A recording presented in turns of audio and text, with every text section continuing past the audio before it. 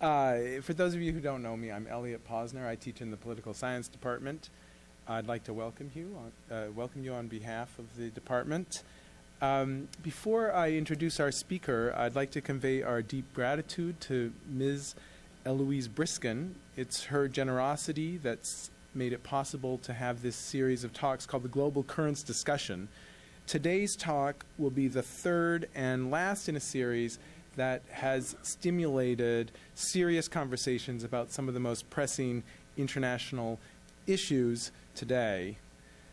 So now let me turn to today's talk.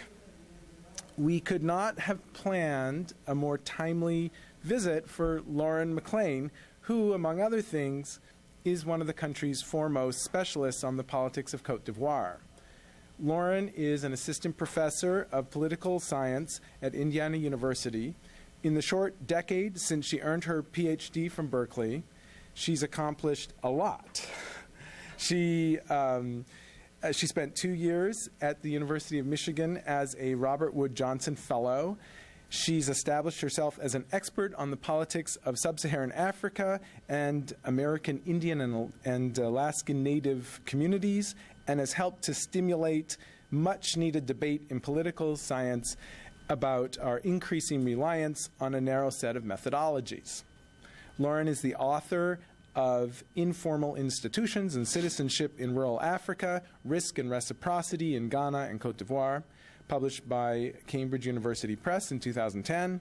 Her articles have appeared in some of the most prestigious scholarly journals, including Comparative Political Studies, Comparative Studies in Society and History, the International Journal of Public Administration, and the Journal of Modern African Studies. She's currently co-authoring with Ben Reed and Diana Kapaszewski. This is her second book to be published by Cambridge as well. This one's entitled Field Research in Political Science. And in addition, she's co-editing a volume with Melanie Kamet entitled The Politics of Non-State Social Welfare Provision in the Global South. Now, I have known Lauren since our graduate days at Berkeley, so I was particularly eager to read her book to see what she's been up to over the last decade. And I can tell you this is a terrific book. It was a great read, and I highly recommend it. For social scientists, it's a model for designing and carrying out a careful comparative research. For political economists, it's an example of how to connect on-the-ground phenomena that affects real people so it connects this on-the-ground phenomena with national governments, the international economy, and Bretton Woods institutions for undergraduate students and general readers. And I know this firsthand because I assigned it in my course this semester. The book is an accessible and as well as sophisticated voyage into a part of the world with which we're integrally connected, yet about which we tend to know very little in this country.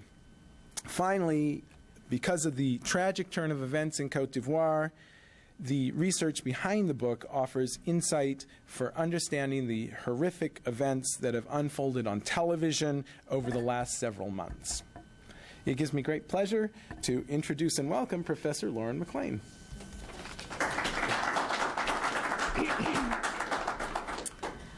Thank you, Elliot, for that very generous introduction. I really am glad to be here. This is my first time in Cleveland, first time at CASE. So it's been great to catch up with old friends, but also to meet some new ones and new colleagues. The title of my talk today is Democratic Peace and War in Africa, a comparison of risk, reciprocity, and citizenship in Ghana and Cote d'Ivoire. So my hope is to really focus our attention on some important political developments in West Africa.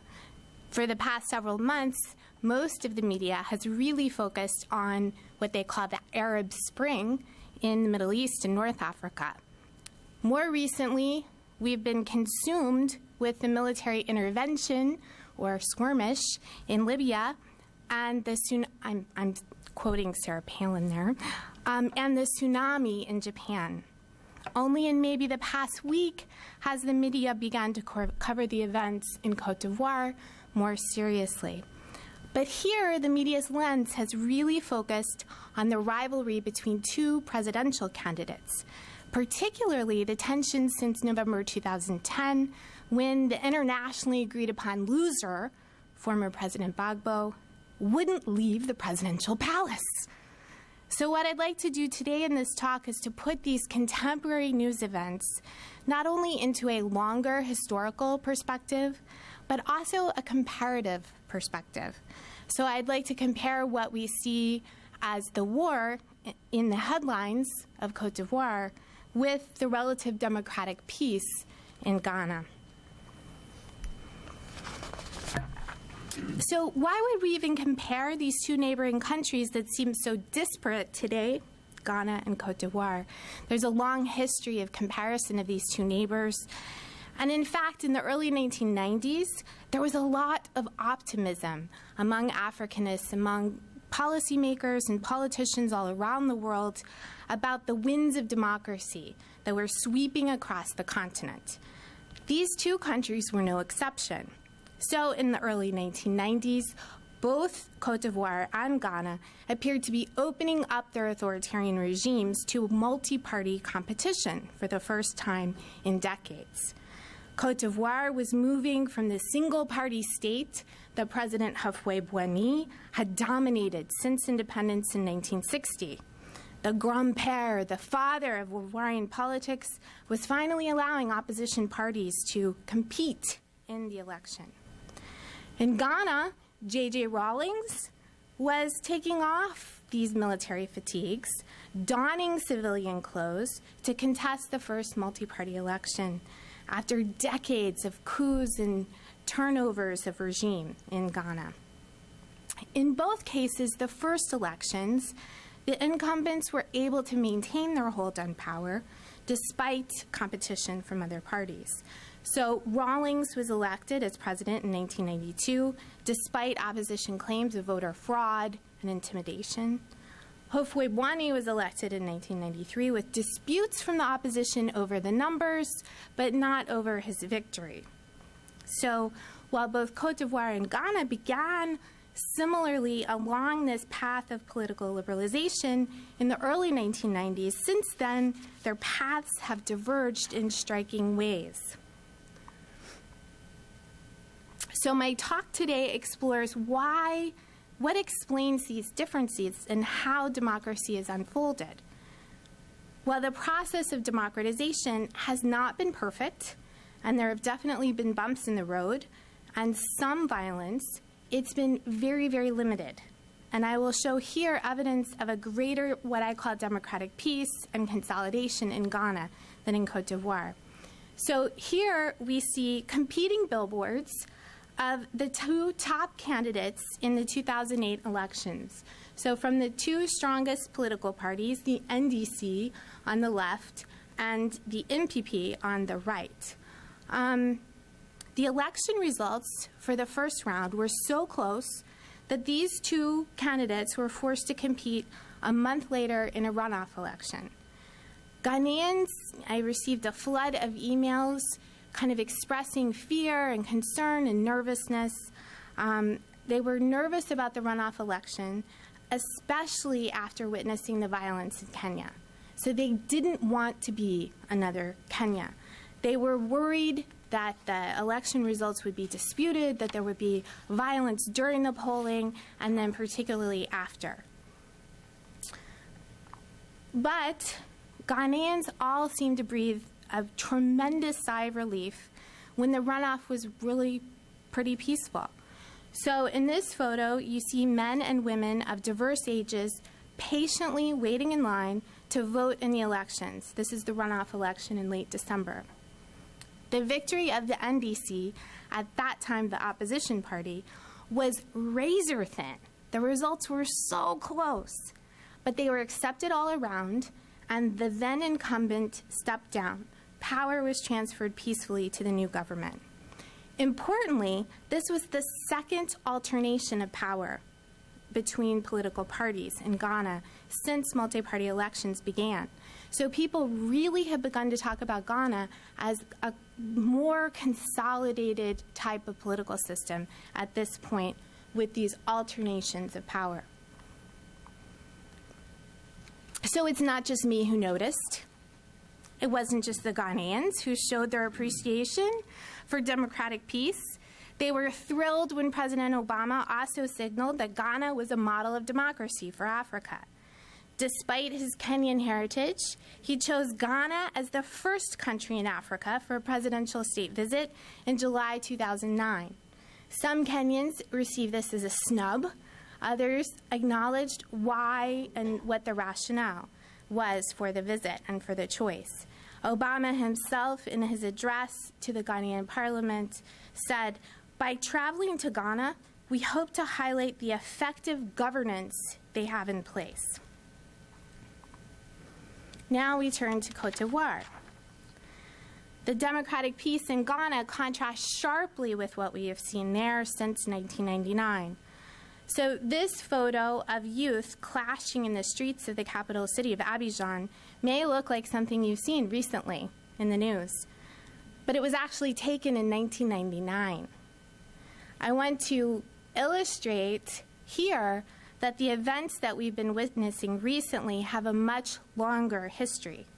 So after being recognized widely as one of the most stable countries on the continent, Cote d'Ivoire was destabilized in late 1999, immediately after my own departure from field work, with a military coup. So the coup was then followed by instability and basically ethno-regional civil war. So this map on the right highlights how the national political system had basically broken down and how the country was essentially divided into a mostly Christian South governed by one set of political elites and a mostly Muslim North governed by more than one group of leaders.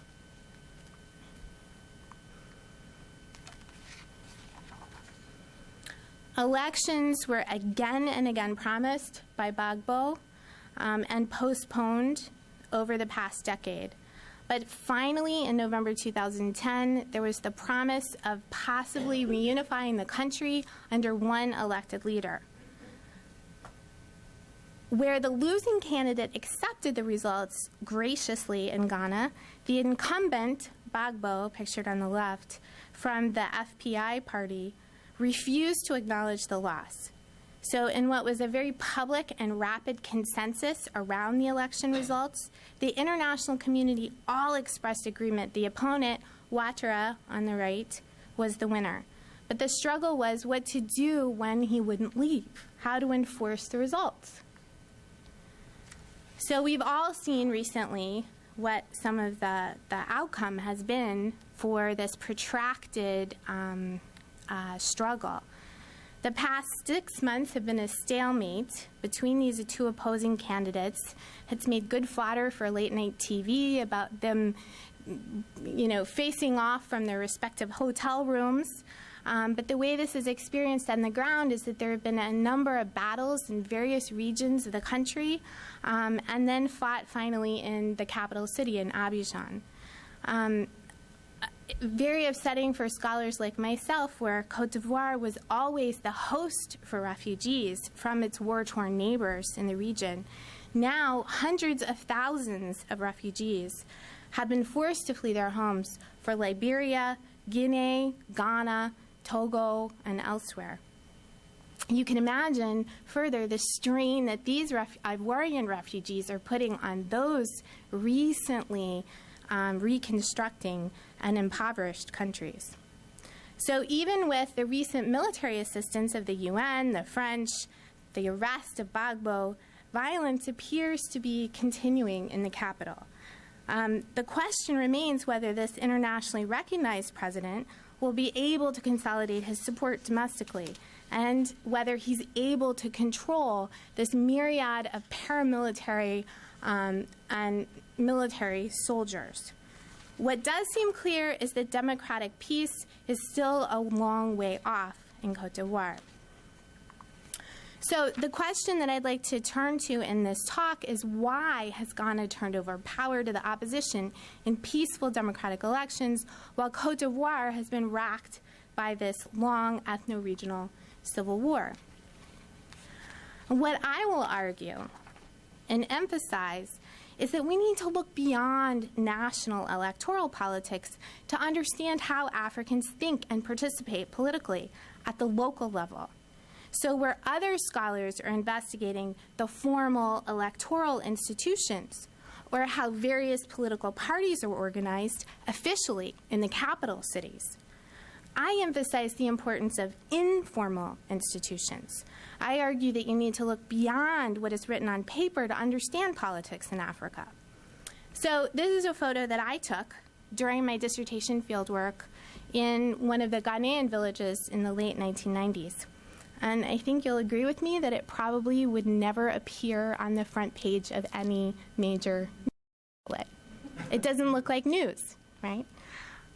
The photo shows young men, a group of mostly tomato farmers who were back from farm early, and they're sitting on, these are utility poles, and they're just sitting around talking.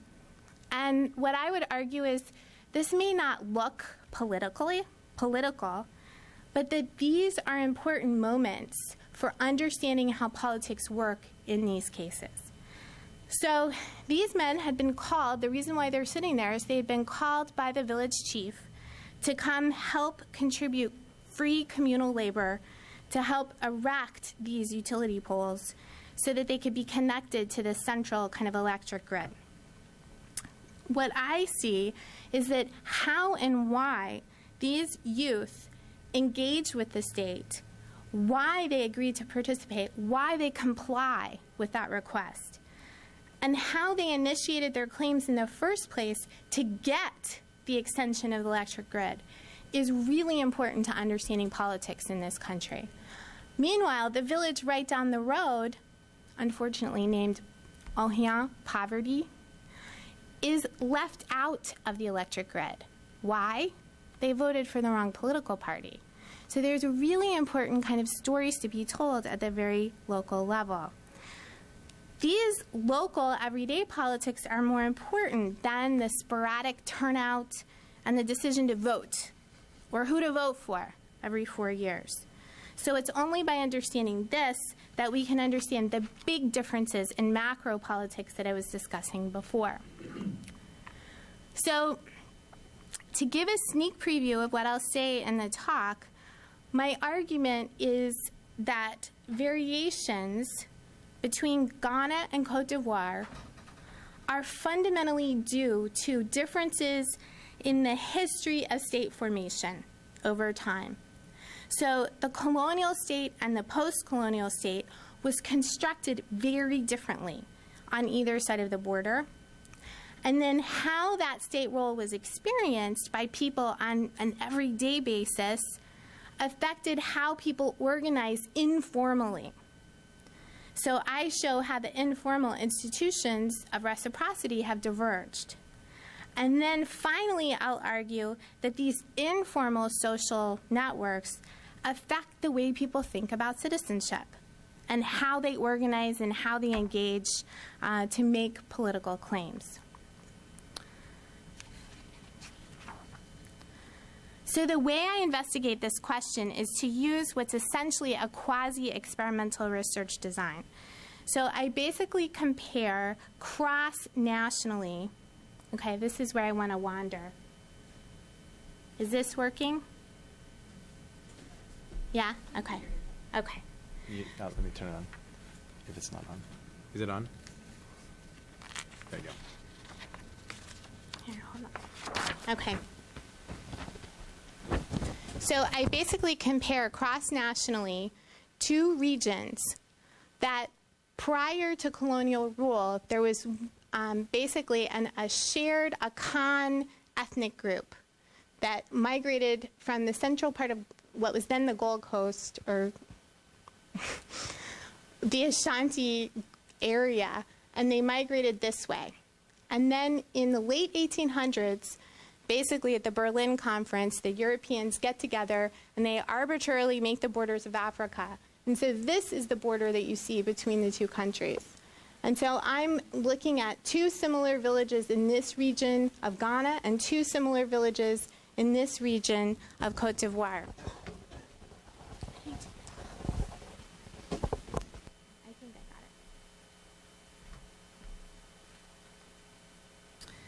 So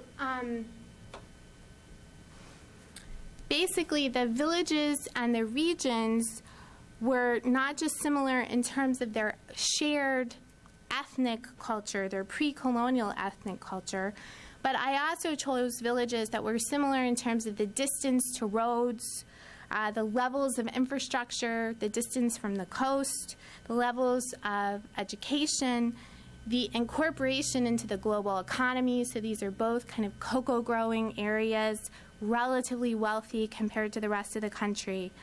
And these are many of the important variables that we might imagine would affect some of the outcomes that I'm able to control with this design. Now, this is a photo of one of my research assistants conducting an interview with a woman on the outskirts of one of the villages in Cote d'Ivoire. And I show you this photo to highlight the face-to-face nature of the data collection. So I spent in total about 18 months in the field in 1996 and then in 1998, 1999. The timing of this data collection is important because it all occurred prior to the beginning of the breakdown of this ethno-regional conflict in Cote d'Ivoire. So it's a particularly opportune moment to understand how things are organized. It was not planned, but it worked out well. In this study, I combined quantitative and qualitative methods. So I did a survey in the two villages with about 400 people, focus groups, in-depth interviews, oral histories, observations, and also policy and archival research, which I'll draw from a little bit of each of these things during the talk. So the beginning stage of my argument is that the key differences we see in these two regions were due to the very history of how the state was actually constructed and formed over time. So I need to acknowledge that this is actually a controversial argument. So what I'm saying directly challenges much of the theoretical literature and scholarship, especially in African politics, which theorizes the weakness of the colonial and post-colonial state in Africa.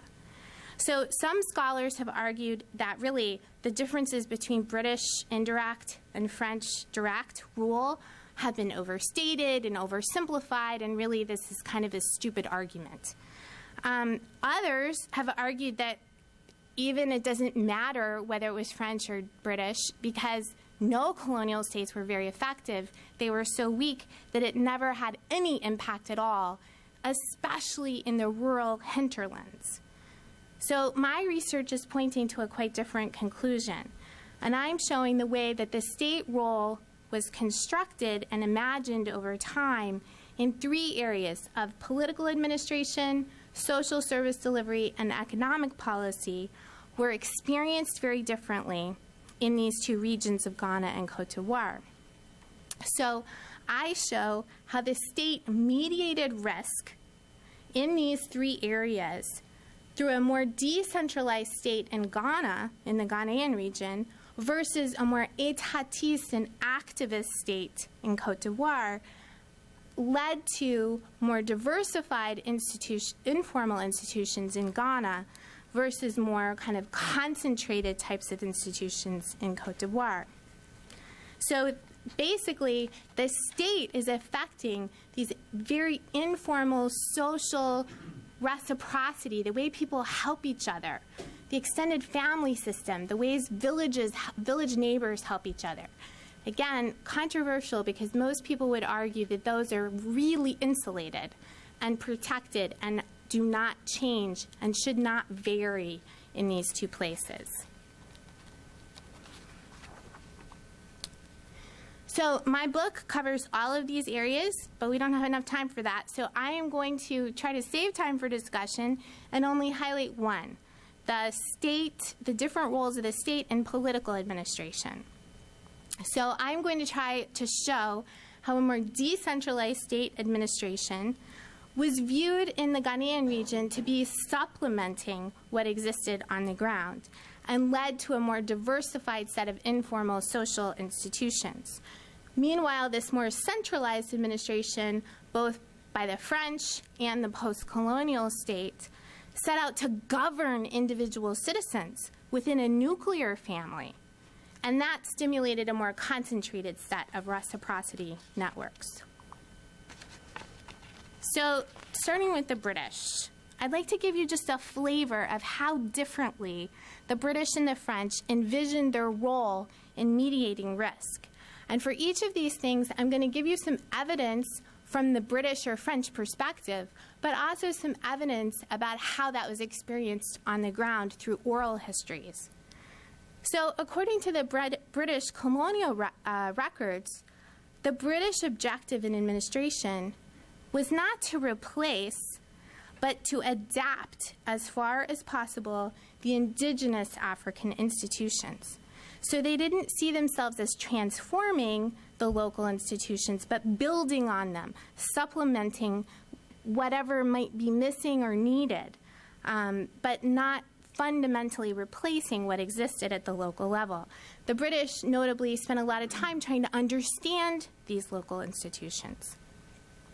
In my oral histories with elders, as they recalled their own experiences as well as what they had kind of heard from their parents and grandparents and uncles and aunts, they described the chiefs, so the local institutions that the British were working with, as the leaders and the spokesmen for the people.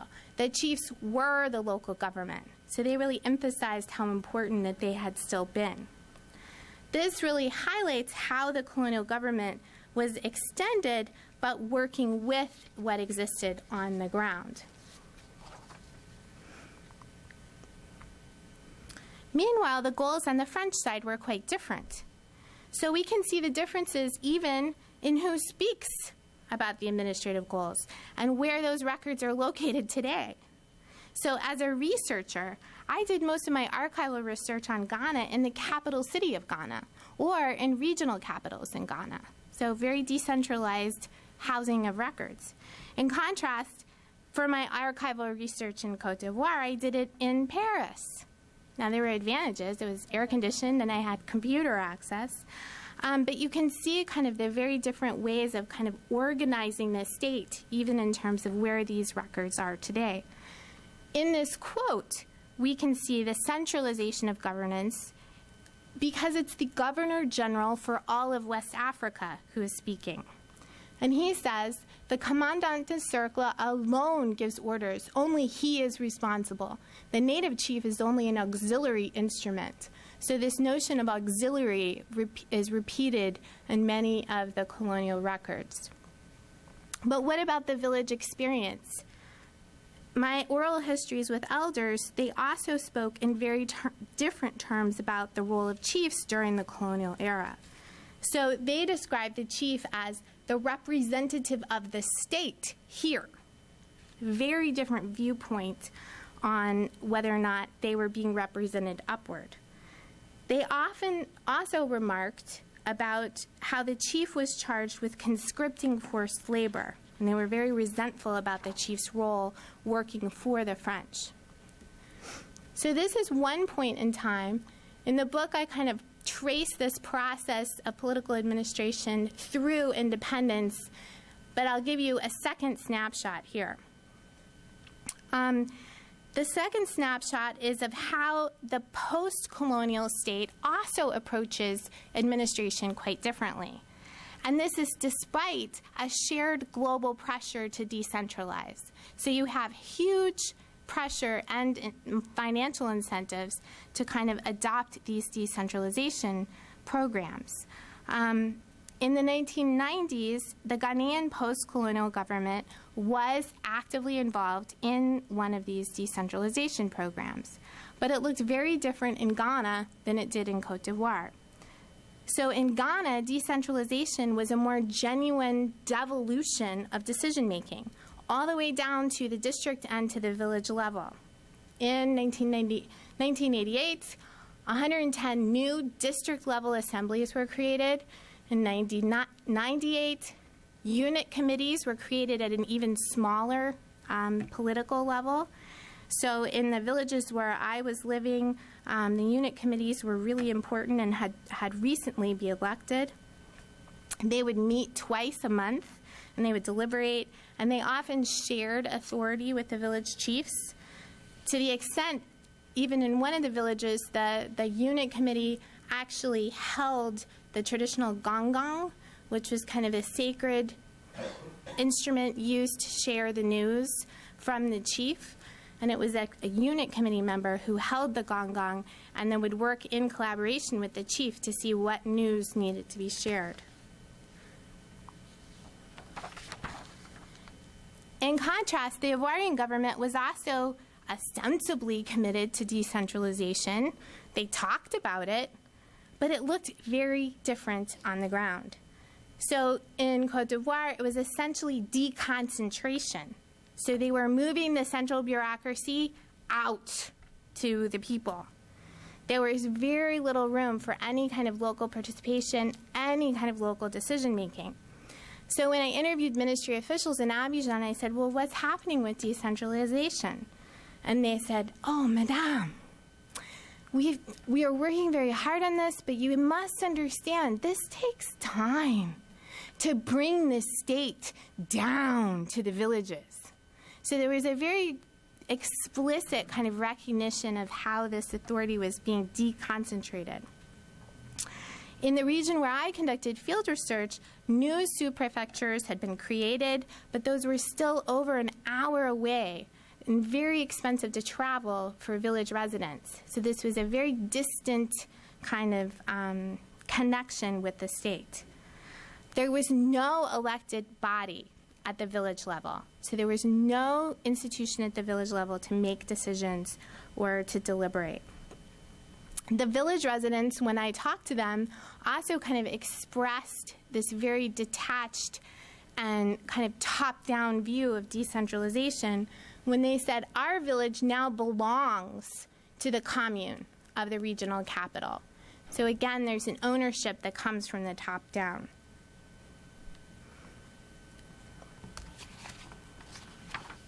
So now into the second box, to the next stage in my argument. Thus far, I've tried to establish that colonial and post-colonial states were constructed very differently and that was experienced differently on the ground. Now I want to try to make the link that this state role affected how people organized informally.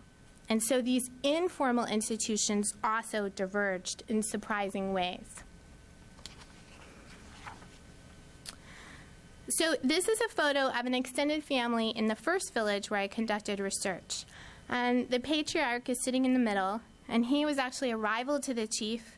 When he heard of my arrival in the village and my living situation at the chief's palace, he then invited me over to lunch every Sunday to debrief me and kind of give me the other side of whatever story I'd been hearing.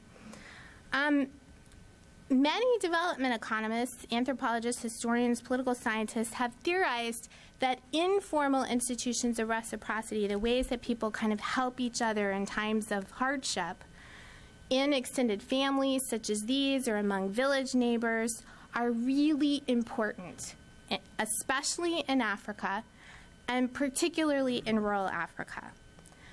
So when I started to do this research, I found that there were many assumptions about the strength and the resiliency of these informal institutions, particularly in the era of neoliberal state retrenchment. People imagined that as the state withdrew, these institutions would kind of automatically surge and become really powerful. But there was not a lot of data about who was actually included, who might be excluded, and how these things were actually operating. Most of the myths about these informal institutions would have predicted that there should be no variation between the villages I studied based on kind of their shared pre-colonial cultures, similar kinds of land tenure institutions, matrilineal institutions, and all of this. So part of my data collection was to try to document this reciprocity.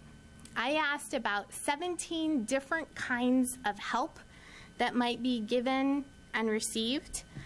I tried to ask about it over a 12-month period to avoid seasonality biases. If I asked in the hungry period in one place and the harvest time in another, or Christmas time in another, it would really skew the data.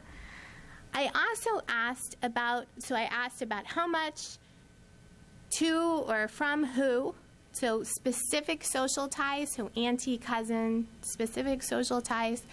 And then I asked if it was a gift or a loan. And this actually came from the pilot of the survey, realizing I assumed that all of this was gifts, an exchange of gifts, and many of the exchanges that were being made were actually conceptualized and understood to be loans.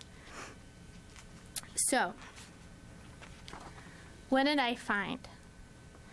When I analyzed the data, and this is data for help given, and I can tell you later why I analyzed help given rather than help received. But this was help given for medicine, hospital visits, school fees, school supplies, and clothing. I found really surprising differences. Again, the fact that there was any variation at all was surprising to many and kind of challenges the conventional wisdom. But in general, I found that the Ghanaian networks on the left had a much lower kind of value or quantity of reciprocity exchanged, but that the help was given and it was much more diversified across social ties. It tended to be more horizontal, linking youth rather than crossing generations. So the Ivoirian networks tended to be higher in value, but still importantly not very high overall. So that's an important point for both. But they were more concentrated on a few number of social ties and much more vertical, linking the youth to their elders. This is some additional quantitative evidence that illustrates how much more diversified the Ghanaian networks were than the Ivoirian ones. So you see here that the nuclear family is the most dominant for both regions and villages, but the dominance of the nuclear family is much more exclusive on the Ivoirian side than it is on the Ghanaian side. What's important to note on the Ghanaian side is also the importance of friends relative to the Ivoirian side and to the other social ties. So that was some of the survey data, but the qualitative data also kind of reinforced these findings. So in these quotes, we see the importance of friends in Ghana. As one respondent said, "It's all to do with friendship. I go to my friend when I'm in need." In contrast, village residents typically describe friends as subordinate to family in Cote d'Ivoire. So as another respondent in Cote d'Ivoire described, "You're born with your family. It's like your hair. It's something natural. You can't get rid of it. Friends, they're like a beard. You can shave it." So there's a very different view that I was hearing repeatedly in the focus groups and in the in-depth interviews. So in my book, I try to show how these different histories of state policies that we talked about before have stimulated this variation. So for example, in agricultural policy, the less active mediation of risk in agricultural policy toward cocoa production has stimulated the shift toward tomatoes. So you saw those Ghanaian tomato farmers at the very beginning. This is a very short-term, quick to get in, quick to get out kind of crop. It doesn't require a lot of land, so it's not a big capital investment, but it does require extensive amounts of back-breaking early morning labor. So reciprocity in Ghana becomes much more important among young, youthful, energetic friends, and less important between the youth and their elders. In contrast, in Cote d'Ivoire, where the state has mediated risk vis-a-vis cocoa production and has kind of facilitated cocoa so it's not a risky strategy, young farmers continue to grow cocoa. So they're shifting out in Ghana, they're continuing to grow it in Cote d'Ivoire.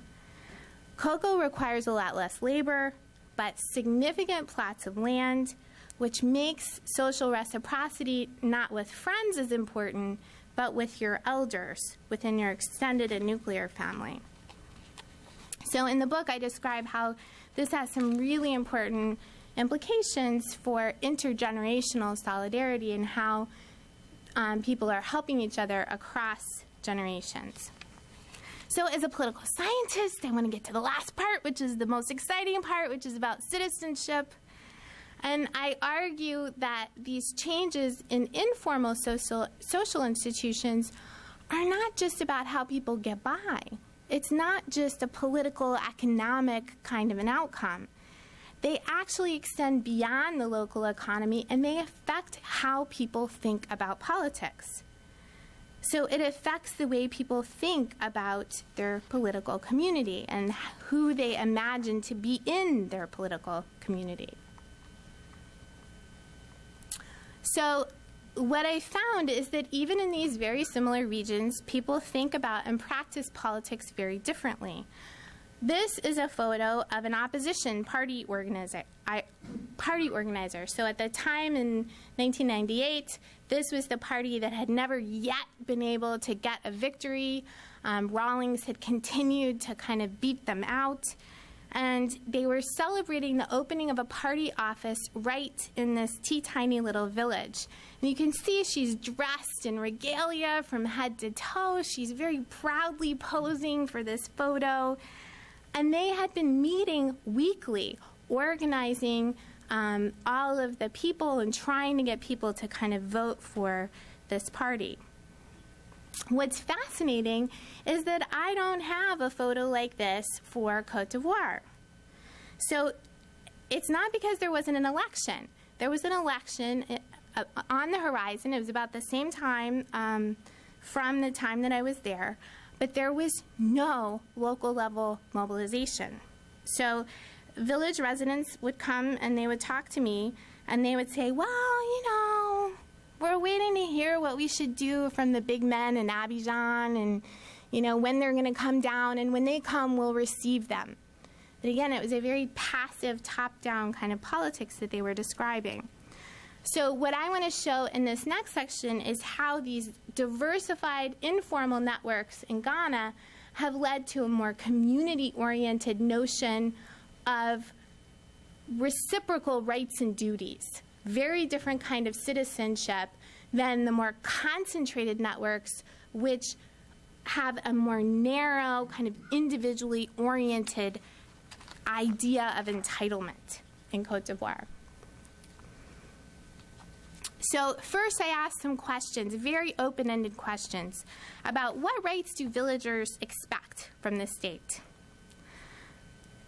The word that was used for state, importantly, was very generic, so it could have been the Ivorian state, it could have been the chief, it was just kind of a very broad word. The Ivorians tended to respond to the question very readily with a whole long list of individually consumed entitlements. So as you can see here, individual loans topped the list, with cash grants as second. And one Ivorian kind of typifies the response is, well, what, buy me a car, purchase me a refrigerator, build a house for me. So more than one thing, very individually consumed types of goods. In comparison, the Ghanaians tended to articulate social services, employment, which you could think of as individually oriented, but it's not kind of a consumable good. It's still, there's something productive about it. But what they would typically talk about were these public goods, like we need electricity and good roads. So a very different sense of what their rights were.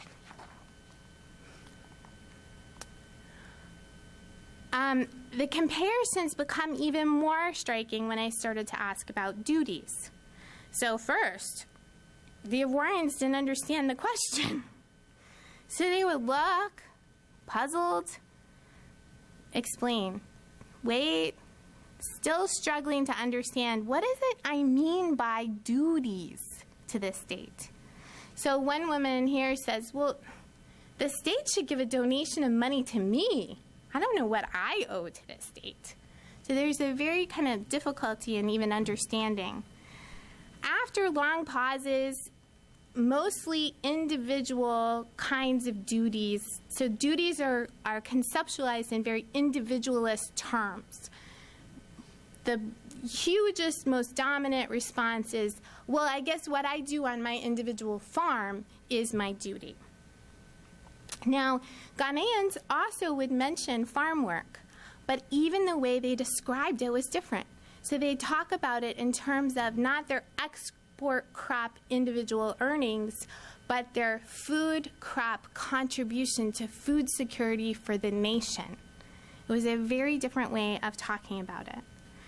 In general, their responses tended to be much more kind of community-oriented and emphasizing kind of reciprocity rather than a one-way exchange with the state. So finally, I compare here the orientation of claim-making in the two regions. And I find that in the Ivoirian region, residents tended to talk about politics and their participation at the national level. So generally, when they talked about who would they go to resolve a problem, they named individuals by name who were elites in the central state based in the national capital. So one woman said, the state helps the villagers through the intermediary of a member of government, the Minister of Economy and Finance, Nyongora Nyamian. He has since been indicted and is in exile. In contrast, Ghanaians tended to talk about the village. So if you had a problem, you resolved it in the village, or at most district-level politics. When we had a focus group discussion and we talked about the broken borehole in the village residents talked about how this could be resolved with the unit committee or with the chief. What I highlight here are the ways that local problems are not being resolved at the local level here, but get channeled up to the national elites. So local politics become kind of things that cleave the national political community in Cote d'Ivoire and not in Ghana. So to conclude, even in these very remote rural villages, what I'm highlighting is that the construction of the state was experienced very differently over time and that it mattered. This divergent history then transformed these very informal social institutions, and then those very different social institutions had political consequences. So these were not just coping mechanisms, as they're often described, but they had political consequences in the ways that politics operated on the ground. So my conclusion is if we want to understand the puzzle of democratic peace in Ghana and war in Cote d'Ivoire, we have to look beyond these formal rules and the national elites and examine the everyday politics at the local level. So this kind of comparative historical analysis helps us understand from the ground up the boundaries of political exclusion and the roots of civil conflict and frustration in Cote d'Ivoire versus the basis for democratic peace in Ghana. Thank you.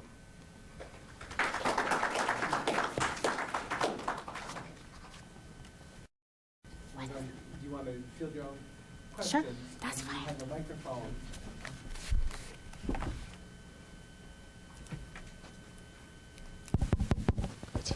I'm going to go first. Yeah. Thanks so much for that great talk, Lauren. So I was hoping you would now take one step further and go back to what we're seeing in the papers and on television, and maybe tell us more about how this conclusion links directly to what we're seeing. Yeah. So what I would argue is that kind of the what I would argue is that at the very local level in Ghana, it's not that people aren't aware of ethnic or religious differences. So there are the very similar kinds of patterns where you have a Muslim northern minority on both sides of these regions. So they both have kind of similar ethnic demographies in these different villages. People are aware of these differences, but because of the way that the state has been experienced and the ways that people are kind of organizing themselves, when they are helping their friends, they are often helping friends who may be outside of their extended family, often outside of their ethnic group, and sometimes outside of their religious group as well. So there is more cross-ethnic cooperation at the local level within the informal institutions in Ghana. The combination of that and the fact that you have these local level decision-making bodies that people can go to. So when there are conflicts, one, it's possible that they already know someone who is not in their ethnic or extended family that they have close social ties with. Two, if there is some kind of a problem, there's a local institution to resolve the conflict. So it's not that difference isn't noted or that conflicts don't happen, but they get resolved at the local level in Ghana. They don't channel up to the national level. In Cote d'Ivoire, in contrast, what you have is a history where exclusion is harder, and you have the difference between the rich and the poor is overlapping with ethnicity and religion, and you don't have cooperation across these different groups at the local level. So those differences they're noted, and they create more kind of conflict. There's no place for that conflict to get resolved because there are no local institutions for people to come together and deliberate. Or I should say, the ones that are there are so weak that people don't use them. So any conflicts that happen get kicked up to the regional or the national level. So what I see is that these conflicts then kind of get channeled and they become magnified in the Ivorian context, and they actually kind of blow out and get projected on the national political scene where that wouldn't happen in the Ghanaian context. So there's basically no place for that conflict to get resolved on the Ivorian side.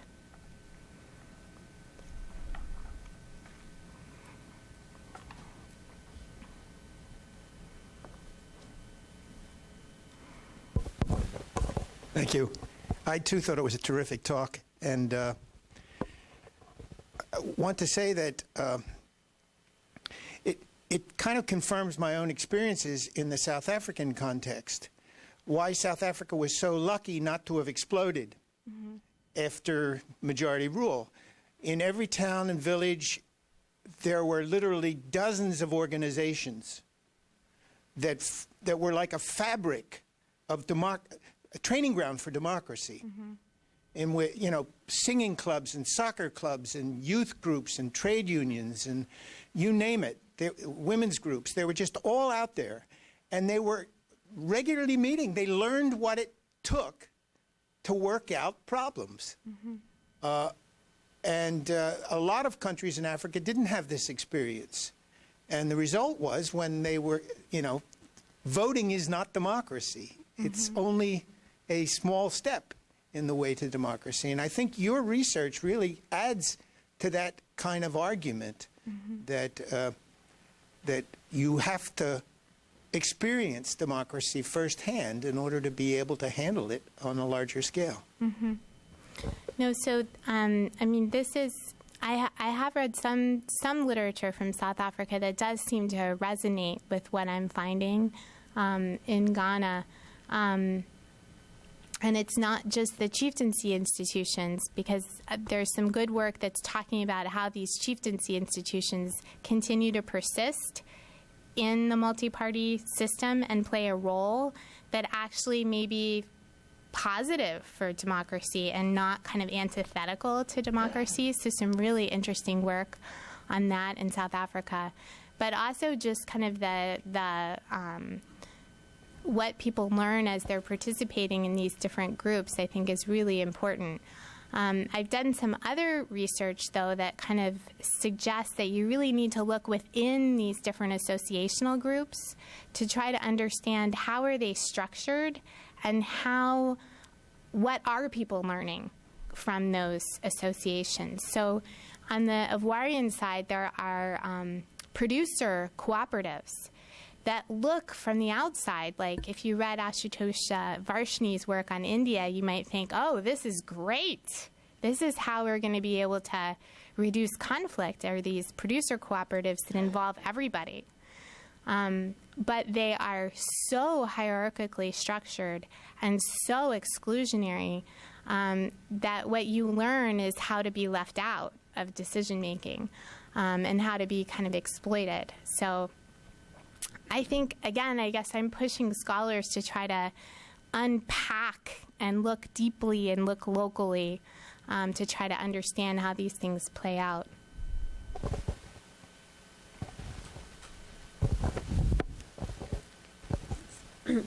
Thank you first. How do you think that this fits with literature stressing, I guess, like civil society in general? And do you think that these differences are already ingrained, or that like promoting civil society organizations and trying to, I guess, support those institutions at the local level would solve some of these issues that we're seeing? So I'm starting to kind of engage with more of that literature now, as I'm looking even more comparatively at the role of non-state actors in the provision of social welfare. And there's kind of perspectives on both sides about the roles of different kinds of civil society organizations at the local level. Again, I guess some of the literature on civil society, I think, is overly optimistic and paints a very rosy picture about what the consequences are going to be for service delivery, for democracy, for, everything, prosperity, for everything. And I would say that, again, it really kind of depends. It depends on kind of how that civil society organization is structured and who's participating. And one of the things that we're looking at in terms of social welfare provision is also the notion of sustainability. So a lot of NGOs in both of these contexts do not have long shelf lives. So they're kind of rotating in and out. And I find that also in my work in American Indian health, that it's very difficult to have effective service delivery, but also kind of positive political learning when the turnover is so high. And that, they're very precarious because of their dependence on international funding. So I think there's a lot of interesting areas for more research in that area.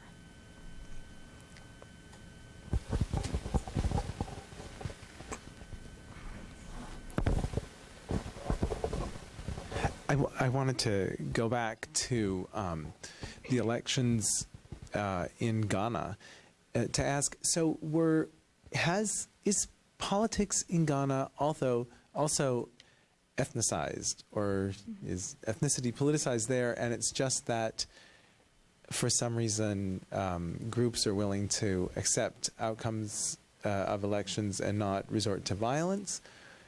Were there political entrepreneurs who tried to use ethnicity in Ghana and it just didn't stick? Or how where does it how does that work out?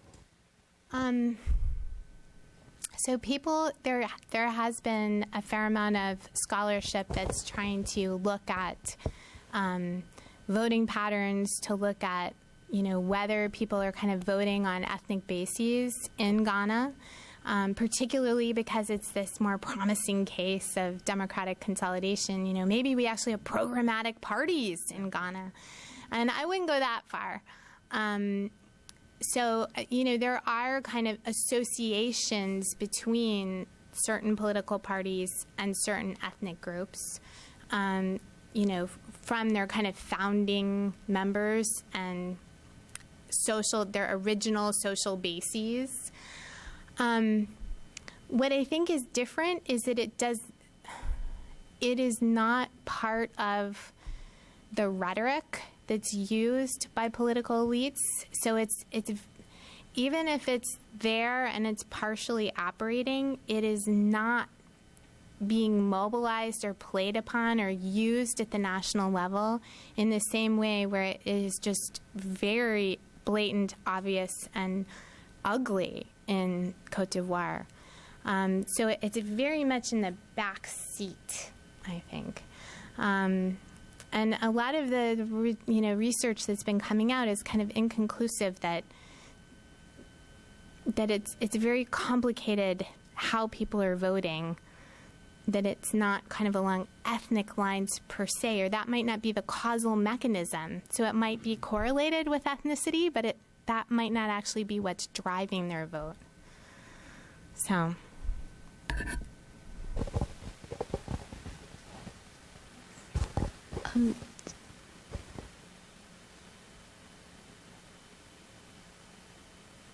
So related to Elliot's point, but also going back to your explanation of the presence of local mechanisms of conflict resolution in in Ghana, and the absence in Cote d'Ivoire, could you explain how that played out in Cote d'Ivoire in the recent elections? Is because my understanding, just from reading a few news articles about it, is it was really a conflict over the election results, and it was initiated and strengthened by the contenders themselves, not that it was some conflict that bubbled up from below and then was leveraged or used by political entrepreneurs such as the contenders at the national level. So I didn't quite see how the local and the national, the absence of the local conflict resolution or decision-making bodies at the local level might have played out in this national conflict, if they did at all. Yeah. Not that your theory needs to explain everything. Yeah. No, I guess what I would say is that it is true that there is this kind of national level contest over the election results themselves. What I would argue, though, is that this conflict really has a much longer history, and it's really, so the original kinds of tensions between these political elites do reflect deeper levels of kind of exclusion.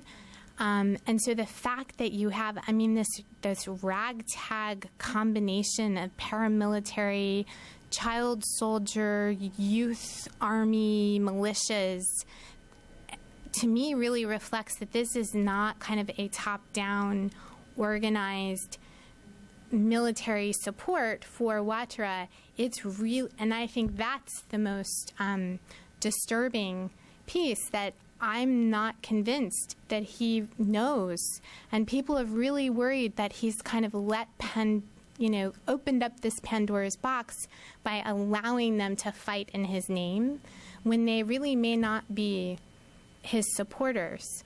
So what I argue is that they're fighting against Gbagbo, but I don't know that they're for him. So, I think there is kind of a longer level of local political and economic exclusion in Cote d'Ivoire that just was not ever acknowledged, and just the opportunities for prosperity were so kind of shut down and systematically shut for certain groups. So then I do think it kind of gets mobilized in this rhetoric. So. Thank you for the talk. And as a historian, I appreciate the term political entrepreneurs. I guess pretty awesome. I have, I guess, two questions. One is, I wonder about the political roles of women at the local level, and if there is a gender bias of any kind. And my second question would be about the chiefs, how they perceive their roles towards the higher-ups and the lower downs. Mm-hmm. So in terms of so the political roles, you mean at the local level in terms of how women are participating? So I actually, I would say that, that I show this picture of this party organizer that's a woman.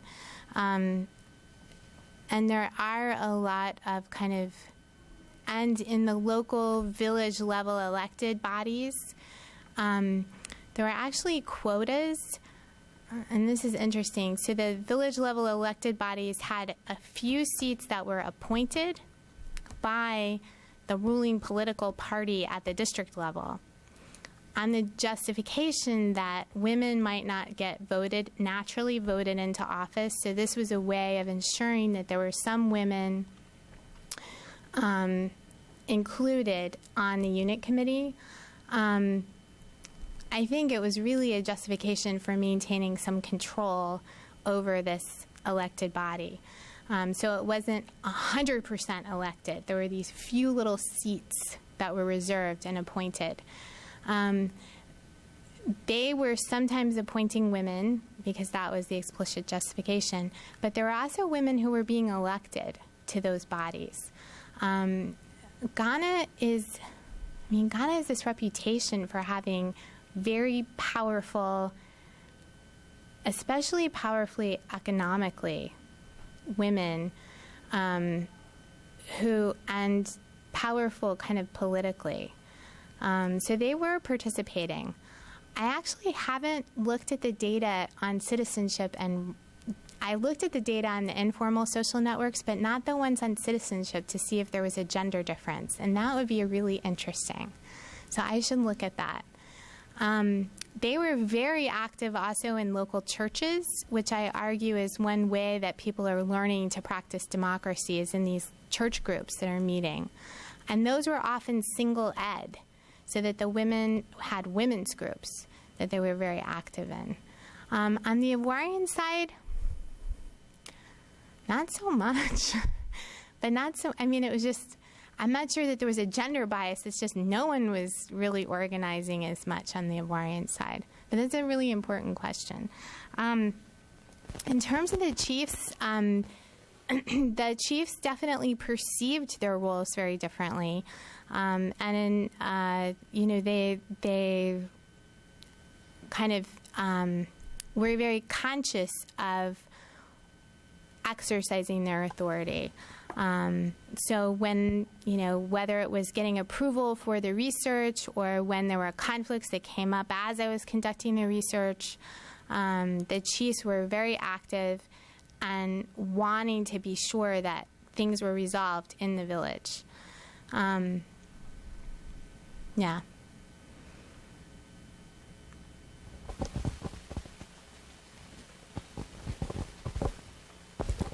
Thank you very much. I'm actually from Ghana. I'm learning a lot of things from your presentation.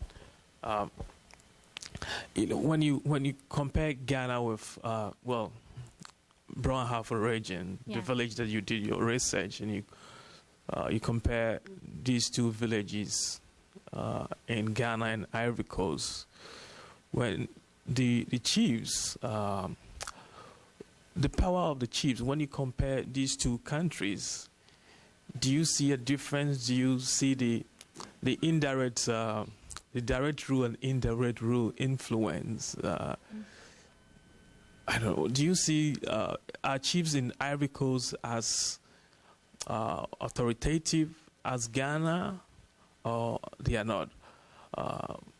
No, in the Ghanaian villages, the chiefs were really one of the first kind of political authorities who governed whatever happened in the village. So, when I was trying to make sure that it was okay that I did this research project, they were really the first people who were kind of brokering that and approving that.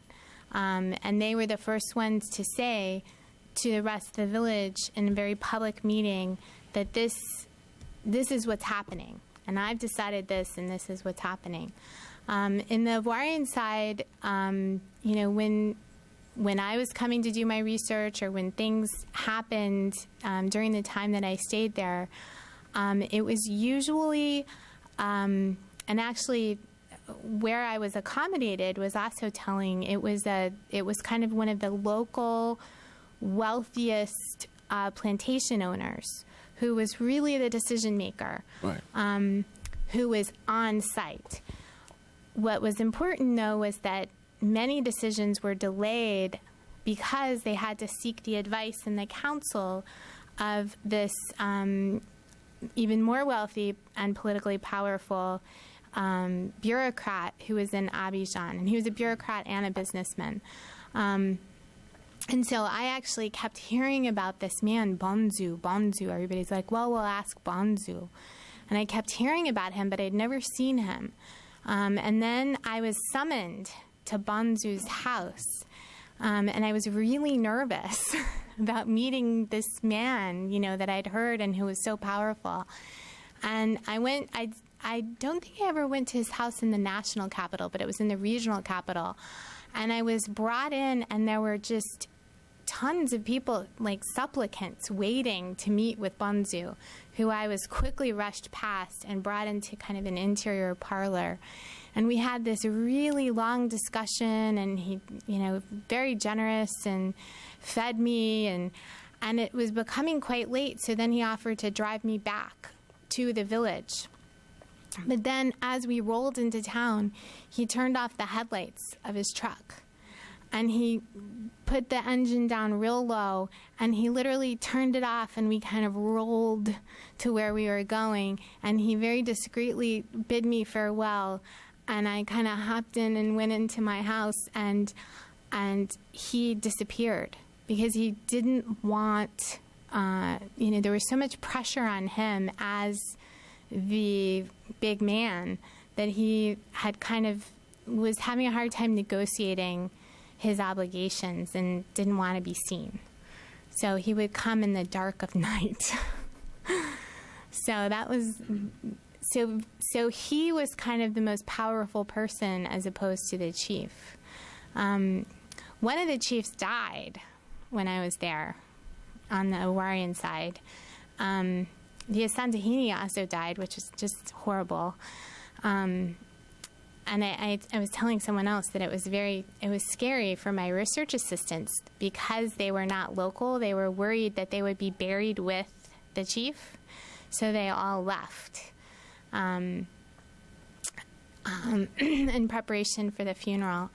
But again, these moments when there is a transfer of power or kind of an opening in the political system, I think is another kind of reason for this more ethnographic kind of immersion in a place to understand politics. Because when someone dies, you can really get a sense of what their authority was and who's stepping in and what the debates are. And so it was very helpful. I mean, I wouldn't advocate, I wouldn't plan it, but...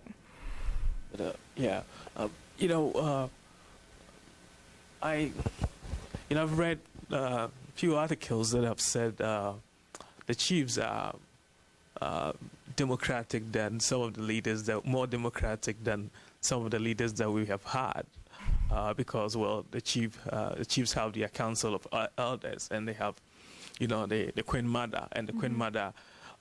In the Akan culture, the Queen Mother has a say in who becomes the chief, and they can distill the chief. That means they can remove the chief from office for any behavior that they deem not that a chief cannot. Anything that a chief does that they feel is unacceptable. But in the African political leaders. They cannot take them out of power. So, looking at both countries, Ghana has had, coup d'etats in the past. But looking at the two countries, you see whether I was thinking whether the breakdown in traditional authority has had some influence on the conflict that is going on in the Ivory Coast, But I'm also thinking back to Nigeria and to Sierra Leone, Cote d'Ivoire, Liberia, have similar, they might also have stronger chiefs, but they've also got involved in civil wars and all that. So it gets very complicated. It does. And I think, there's some other kind of causal factors that are really important to think about when you think about Sierra Leone and Liberia that may not be at play in Ghana and Cote d'Ivoire. So I think this is really important when you're thinking about trying to understand politics, being very careful about the cases that you're comparing and what is kind of varying and trying to be very careful about the kinds of claims that you're making. One thing that I appreciated is that when you started your question, you said, when you're talking about Ghana, and then you said, well, when you're talking about Brangahafo region and the villages where you studied, and I was very careful in my book to try not to make, and sometimes I end up talking in short form about Ghana and Cote d'Ivoire, but I would not claim that what I found was typical. So if I went to the northern region of Ghana, I don't think it would look the same at all. But I think it might look different because of the same variables. So I think I'm trying to point out what to look at and how to study the politics in those different places. But I wouldn't say that I'm on to kind of a global Ghana versus Cote d'Ivoire. So I think that, the Ghanaian colonial state and post-colonial state was in fact experienced in different regions very differently. Kathy Boone has been really important for me on that, to really look at kind of subnational state formation. So I think some of the promising political science work is really kind of looking at some of these subnational differences and very careful kinds of case selections, as opposed to the really big cross-national work where there's so much that's different. It's hard to know where to start. So.